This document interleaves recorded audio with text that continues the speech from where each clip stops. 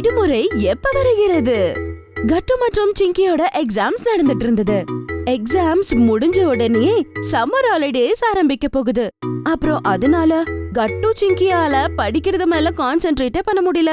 நாளைக்கு அவங்க 2 பேருக்கும் இங்கிலீஷ் எக்ஸாம். அத பத்தி யோசிக்கிறத விட்டுட்டு அதுக்கப்புறம் வரப்போற ஹாலிடேஸ பத்தி அவங்க யோசிச்சுட்டு இருந்தாங்க. சிங்கி, என்னால படிக்கவே முடியல தெரியுமா? ஆமா, எனக்கு கூட. இந்த ஒரு எக்ஸாம் முடிஞ்சதும் அதுக்கப்புறம் லீவ் வரப்போகுது. அதுக்கப்புறம் என்ஜாய் பண்ணலாம்.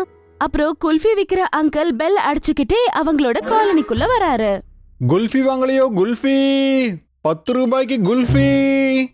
குல்ஃபி அங்கிளோட சத்தம் கேட்ட உடனே பசங்க 2 பேரோட முகத்திலே ஒரே சந்தோஷம்தான். சிங்கி, குல்ஃபி சாப்பிடுறியா? சாப்பிடுறேன். ஆனா என்கிட்ட பணம் இல்லையே. அப்புறம் கட்டு அவனோட பிகி பேங்க்ல இருந்து 20 ரூபாய் வெளியே எடுக்கிறா. சிங்கி, நான் 2 நிமிஷத்துல இப்பவே வரேன். கட்டு திரும்பி வர நேரத்துல அவனோட கையில 2 குல்ஃபி இருக்கும். அவனோட ரூம் பக்கம் ரொம்பவே மெதுவா நடந்து போறான். அவங்க அம்மா எந்திரிச்சிட கூடாது. ஆனா அதுக்குள்ள அந்த குல்ஃபி உருகி கீழே ஒரு சொட்டா விழுது. எப்படியோ அவன் கஷ்டப்பட்டு அவனோட ரூமுக்கு போயிடுறான். இந்த சிங்கி, இத சீக்கிரமா சாப்பிட்டுடு, இல்லனா இது உருகிடும். அப்புறம் கட்டு சிங்கி 2 பேருமே ரொம்ப சந்தோஷமா என்ஜாய் பண்ணி குல்ஃபி சாப்பிட்டுட்டு இருப்பாங்க. ஆனா அதுக்குள்ள அவங்க அம்மா எந்திரிச்சு வராங்க. அம்மா கட்டு சிங்கியோட ரூம் பக்கம் நடந்து போறாங்க. ஆனா தெரியாம கீழே கொட்டிருக்க குல்ஃபி மேல அவங்களோட காலு பட்டுடுது. என்ன இது? ஏதோ கொட்டிருக்கு போல. அம்மாவோட சத்தம் கேட்ட உடனே அவங்க 2 பேருமே அம்மா இருக்கிற இடத்துக்கு ஓடி போறாங்க. ஆனா அவங்களோட கையில குல்ஃபி குச்சி இருக்கும். உங்க 2 பேரையும் படிங்கன்னு சொல்லிட்டு போனா குல்ஃபி சாப்பிட்டுட்டு இருக்கீங்களா? சாரி அம்மா. சரி, இப்ப போய் சீக்கிரமா படிங்க. சரிம்மா. கட்டு மற்றும் சிங்கி 2 பேருமே உட்கார்ந்து நல்லா படிச்சுக்கிட்டு இருப்பாங்க. அதுக்குள்ள அம்மா ஹால்ல உட்கார்ந்து மாவை ஜலிச்சுக்கிட்டே இருப்பாங்க. மாவு ஜலிச்சிட்ட பிறகு அம்மா அங்கே மாவை விட்டுட்டு அங்க இருந்து எந்திரிச்சு போயிடுறாங்க. அப்ப கட்டு மற்றும் சிங்கிக்கு பிளேன் சத்தம் கேக்குது. இது பிளேன் சத்தம் தானே? ஆமா, வா வெளிய போய் பார்க்கலாம் அப்படின்னு சொல்லி அவங்க 2 பேரும் வெளிய போய் பாக்குறாங்க. பாக்குறதுக்குள்ள அந்த பிளேன் ரொம்பவே தூரம் போய்கிட்டு இருக்கும்.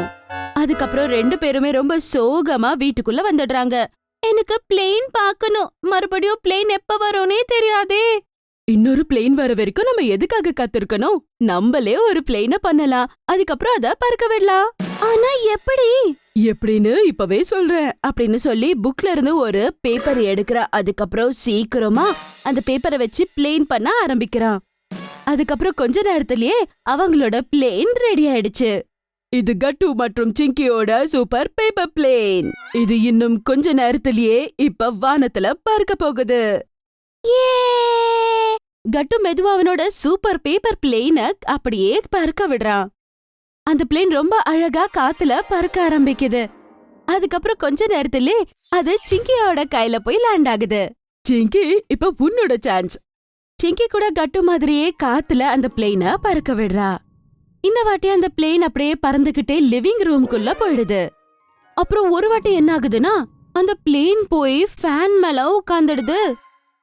இது போய் மேல சிக்கிடுச்சுன்னா இப்ப என்ன?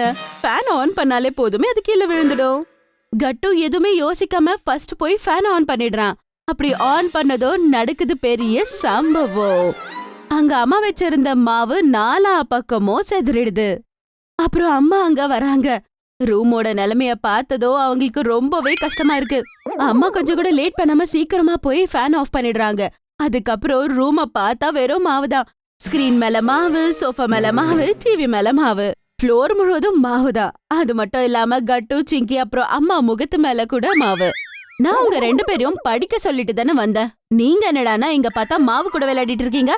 2 பேரு போய் உட்கார்ந்து படிங்க, இல்லைன்னா எக்ஸாம்ல ஃபெயில் ஆயிடுவீங்க. அது கேட்டதும் 2 பேருக்கும் ரொம்பவே வெக்கமாயிடுது. அதுக்கப்புறம் படிக்க போறாங்க. டைம் இப்ப சாயந்தரம் 7 மணி ஆகுது.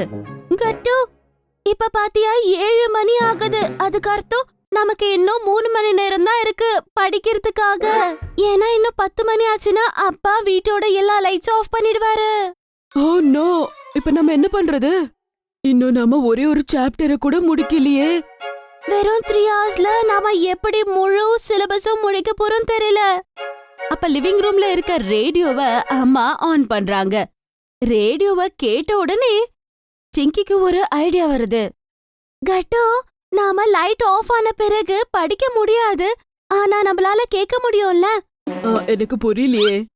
எனக்கு ஒரு ஐடியா இருக்கு. நம்மளோட எல்லா சிலபஸும் நாம சீக்கிரமா ரெக்கார்ட் பண்ணணும். எல்லா சிலபஸும் நாம ஒரு வாட்டி ரெக்கார்ட் பண்ணி முடிச்சிட்டோம்னா அதுக்கப்புறம் லைட் ஆஃப் பண்ண பிறகு கூட நாம அத கேட்கலாம்ல.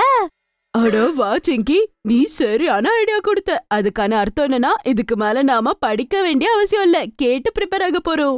சரியா சானடா அப்படின்னு சொல்லிட்டு அவ ஒரு டிஜிட்டல் ரெக்கார்டரை சீக்கிரமா எடுத்துக்கிட்டு வரா. அதுக்கப்புறம் ரெண்டு பேருமே அவங்களோட இங்கிலீஷ் லெசன்ஸ ரெக்கார்ட் பண்ண ஆரம்பிக்கிறாங்க. அப்பாவும் அம்மாவும் வெளிய உட்கார்ந்து சாப்பிட்டுக்கிட்டு இருப்பாங்க. அதுக்கப்புறம் அவங்க ரெண்டு பேரும் லெசன்ஸ ரெக்கார்ட் பண்றத வெளிய உட்கார்ந்து கேட்டுட்டு இருப்பாங்க. நீ கட்டுவும் ஜிங்கியும் படிக்க சொல்லியிருக்க போல இருக்கு. பாரு, ரெண்டு பேரும் எவ்வளவு நல்லா படிச்சுக்கிட்டு இருக்காங்கன்னு. நாள் முழுவதும் நல்லா விளையாடிட்டு 7 மணிக்கு இவங்க படிக்க ஆரம்பிச்சிருக்காங்க. ஓ, ராத்திரி 10 மணி ஆனதும் அப்பா லைட்ஸ் ஆஃப் பண்ணிடுறாரு. அதுக்கப்புறம் தான் கட்டு மற்றும் சிங்கி அவங்க எக்ஸாம்ஸ்க்கு ப்ரிப்பேர் ஆக ஆரம்பிக்கிறாங்க. ராத்திரி முழுவதும் உட்காந்து ரெக்கார்டிங்ஸே கேக்குறாங்க. காலையில எந்திரிச்சு ரெடியாயி எக்ஸாம்ஸ்க்கு கிளம்பிடுறாங்க. அவங்க ரெண்டு பேருமே வீட்டுக்கு வராங்க. அவங்க அம்மா அவங்களுக்காக வெயிட் பண்ணிக்கிட்டு இருப்பாங்க. எப்படி எழுதுனீங்க எக்ஸாம்? அவங்க அம்மா அப்படி கேட்டதும் அவங்க கொஞ்ச நேரம் அப்படியே சைலண்ட் ஆயிடுறாங்க. எக்ஸாம் எக்ஸாம் எப்படியும் படிக்கல, அதனால எப்படியும் சரியா எழுதிருக்க மாட்டீங்க. ஆமா, நாங்க எக்ஸாம் நல்லா எழுதல, ஆனா ரொம்ப நல்லா எழுதணும். அதுக்கப்புறம் நேத்து ராத்திரி நடந்த எல்லா விஷயத்த பத்தியும் கட்டு மற்றும் சிங்கி அம்மா கிட்ட எக்ஸ்பிளைன் பண்றாங்க. அந்த கதையை கேட்ட உடனே மம்மி ரொம்பவே ஆச்சரியப்படுறாங்க. அப்படின்னா நீங்க ரெண்டு பேரும் ராத்திரி தூங்கலையா? நாங்க ரெண்டு பேரும் எக்ஸாம்ஸ்க்கு ப்ரிப்பேர் ஆயிட்டு இருந்தோம். உங்களுக்கு எக்ஸாம்ஸ்க்கு ப்ரிப்பேர் ஆக நிறையவே டைம் இருந்தது, ஆனா நீங்க ரெண்டு பேரும் அப்படி பண்ணல. டைம்க்கு படிக்காததால இதெல்லாம் பண்ண வேண்டியதா வந்துச்சு. அதுக்கப்புறம் வெளியோ ஆரன் சத்தம் அவங்களுக்கு கேக்குது. அம்மா, இது அப்பா வண்டியோட ஆரன் தானே? அதுக்குள்ள அவங்க அப்பா உள்ள வராரு. அட, இன்னைக்கு ஆஃப் டே தான் பசங்களா. ஆஃப் டேவா? ஆனா ஏன்பா? ஏன்னா நாம உங்களோட பாட்டியை பார்க்க போறோம். அப்பா சொன்னதை கேட்டு பசங்க ரெண்டு பேரும் ரொம்ப சந்தோஷப்படுறாங்க. அவங்க ரெண்டு பேரும் பாட்டி வீட்டுக்கு போறதுக்காக பேக் பண்ண ஆரம்பிச்சிடுறாங்க. மம்மி, நம்ம எத்தனை நாள் போறோம்? 10 நாளைக்கு போறோம். அப்பனா நான் எல்லா ட்ரெஸ்ஸும் பேக் பண்ண வேண்டியதா இருக்கும் போலயே. ஆமா, 10 நாள் போறோமா? அப்பனா என்னோட 2 ஷூவை பேக் பண்றேன். அம்மா, போகும்போது குடிக்க லெமன் வாட்டர் ரெடி பண்ணுங்க. அம்மா, எனக்கு மசாலா இட்லி. ஆஹா, சரி பசங்களா, எல்லாம் ரெடி பண்றேன். நீங்க ரெண்டு பேரும் சீக்கிரமா ரெடி ஆகுங்க. கட்டு சிங்கியோட பேக்கிங் முடிஞ்ச பிறகு அப்பா அம்மா கட்டு சிங்கி எல்லாருமே கார்ல உட்கார்ந்து பாட்டி வீட்டுக்கு கிளம்பிடுறாங்க. இந்த நாள் கட்டு மற்றும் சிங்கிக்கு டபுள் சந்தோஷம் கொடுத்த நாள். ஏன்னா எக்ஸாமும் அவங்களுக்கு முடிஞ்சது, இன்னொரு பக்கம் அவங்க பாட்டியோட வீட்டுக்கும் போறாங்க. ஒருவேளை உங்களுக்கு எங்களுடைய வீடியோஸ் பிடிச்சிருந்ததுன்னா அதை லைக் பண்ணுங்க, கமெண்ட் பண்ணுங்க, அப்புறம் எங்க சேனலை சப்ஸ்கிரைப் பண்ணுங்க.